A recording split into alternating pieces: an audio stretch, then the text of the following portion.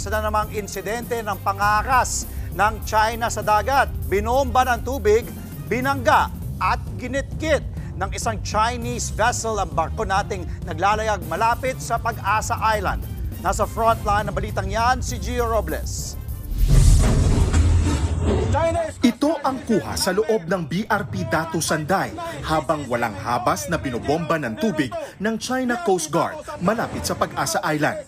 Sa lakas ng water cannon ng China, rinig ang pagdagundong ng mga bakal mula sa ating barko. Niradyohan na sila ng Bureau of Fisheries and Aquatic Resources o BIFAR, pero ayaw paawat ng China. Your unsafe maneuvers are in clear violation of your obligations for safe conduct under the 1972 International Regulations. Sa aerial shot naman na ito, makikitang binangga at ginitgit din ng barko ng China ang BRP Datu Sanday. Hindi lang isa, kundi 2 beses. Dahil sa insidente, nasira ang port bow at smokestack ng ating barko. Nagkaroon din ng ilang bitak at nayupi ang ilang bahagi ng BIFAR vessel.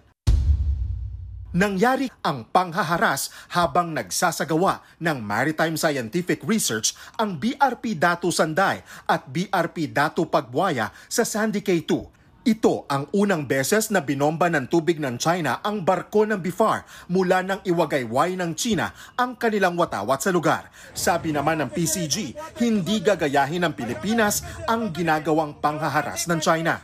It does not have any strategic gain on our part kung gagayahin natin sila.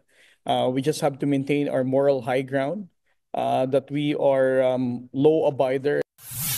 Sa kabila naman ng insidente, naging matagumpay ang scientific research mission ng BIFAR vessel sa Pag-asa K2.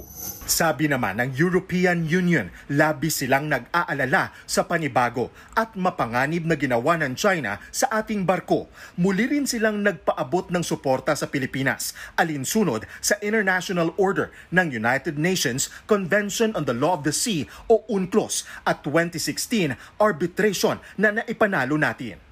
Ang tila walang katapusang girian ng mga barko ng Pilipinas at China sa West Philippine Sea ang isa sa gustong tutukan ng Akbayan Party List. Kaya naman, isinusulong nila ang pagbuo ng West Philippine Sea Bloc sa 20th Congress.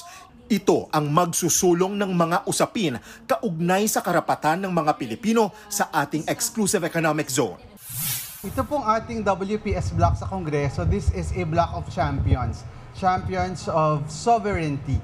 At dapat naninindigan tayo laban doon sa encroachment ng China sa West Philippine Sea.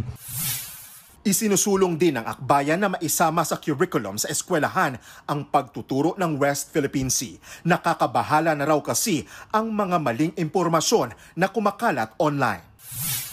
Kasama doon syempre yung obligasyon natin lahat na ipaglaban ang West Philippine Sea at labanan ang talagang kumakalat na mga Chinese disinformation. Nagbabalita mula sa Frontline, Gio Robles, News 5.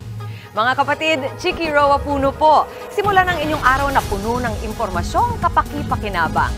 Sama na sa isang makabuluhang umaga. Tumutok at mag-subscribe sa social media pages ng News 5.